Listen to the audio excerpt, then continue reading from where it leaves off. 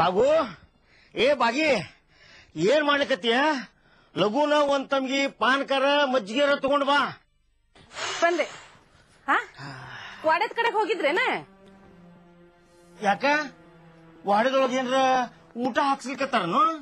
ಹಂಗಿದ್ರ ಅಷ್ಟ ನಿನ್ನ ಬಾಯಿಯೊಳಗಿಂತ ಮಾತು ಬರ್ತಾವ. ನಿನಗಂತೂ ಮರ್ಯಾದಿನೇ ಇಲ್ಲ ನೋಡು.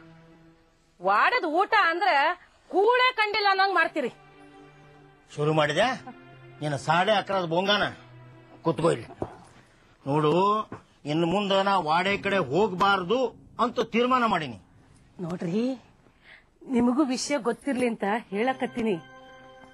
ವಾಡೆದಾಗ ಕಾವೇರಿಗೂ ಸೀತಕ್ಕಗೂ ಈಗ ಹಾವು ಮುಗಿಸಿ ಆಟ ಶುರುವಾಗ್ಯದ. ಹೌದಾ?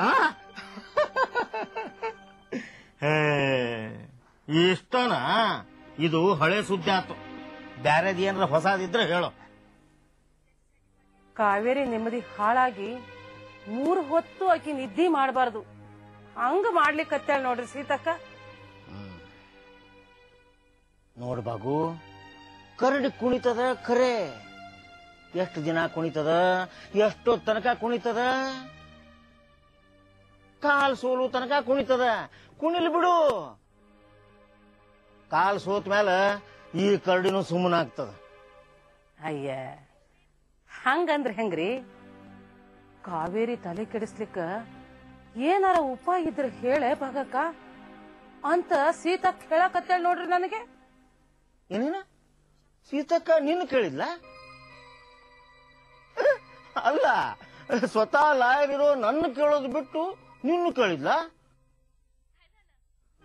ಬಹುಶಃ ನೀನು ವಕೀಲ್ ಹೇಳ್ತಿದ್ದಿ, ವಕೀಲನ ಶಾಣೆತನ ನಿನ್ನ ತಲೆಗೂ ಹತ್ಯದಂತ ಕೇಳಿರ್ಬೇಕು ತಗೋ. ಅಷ್ಟಕ್ಕೂ ಸ್ವತಃ ಸೀತಕ್ಕನ ಹೊಸ ತಂತ್ರ ಹೇಳಲಿಕ್ಕೆ ಸಮರ್ಥಿದ್ದಾಳ.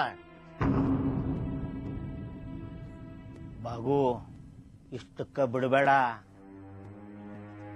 ಸೀತಕ್ಕಗ ಯಾವಾಗ ಸಿಟ್ಟು ಬರ್ತದೋ ಅವಾಗ ನಮಗ ಶುಕ್ರ ದಶೆ ಅನ್ಕೋ.